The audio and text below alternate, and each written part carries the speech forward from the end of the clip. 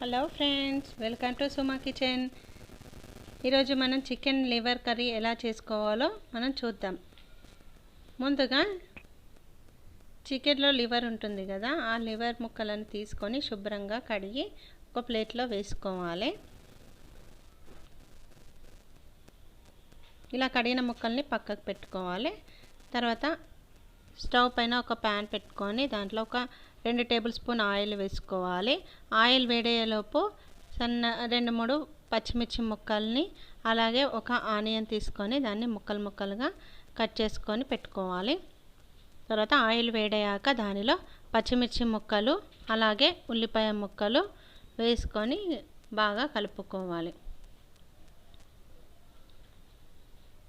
కొద్దిగా వేగిన తర్వాత దీనిలో అల్లం వెల్లుల్లి పేస్ట్ ఒక టేబుల్ స్పూన్ వేసుకోవాలి. అల్లం వెల్లుల్లి పేస్ట్ నూనెలో వేగేంత వరకు కలుపుకోవాలి. పచ్చివాసన పోయే వరకు కలుపుకోవాలి. అలాగే 1/2 టేబుల్ స్పూన్ పసుపు వేసుకోవాలి. ఈ మిశ్రమాన్ని బాగా కలుపుకోవాలి.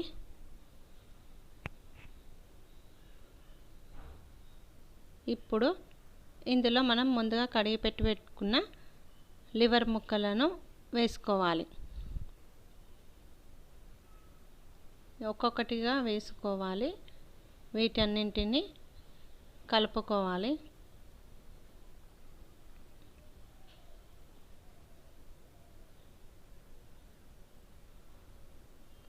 ఇలా కలుపుకోవడం వలన దీనిలో ఉన్న పచ్చివాసన పోయి లివర్ వాసన రాకుండా ఉంటుంది. ఇప్పుడు దీనిలోకి 2 టేబుల్ స్పూన్ల కారం పొడిని అలాగే 1 టేబుల్ స్పూన్ ఉప్పును వేసుకోవాలి. ఇలా వేసుకున్న తర్వాత ఈ మిశ్రమాన్ని బాగా కలుపుకోవాలి.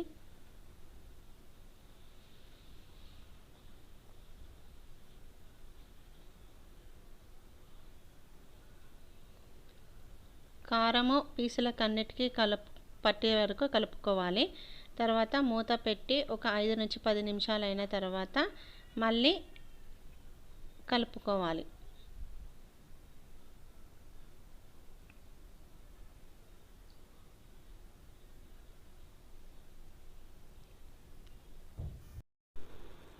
మరో 5-10 నిమిషాల వరకు బాగా ఉడకనివ్వాలి.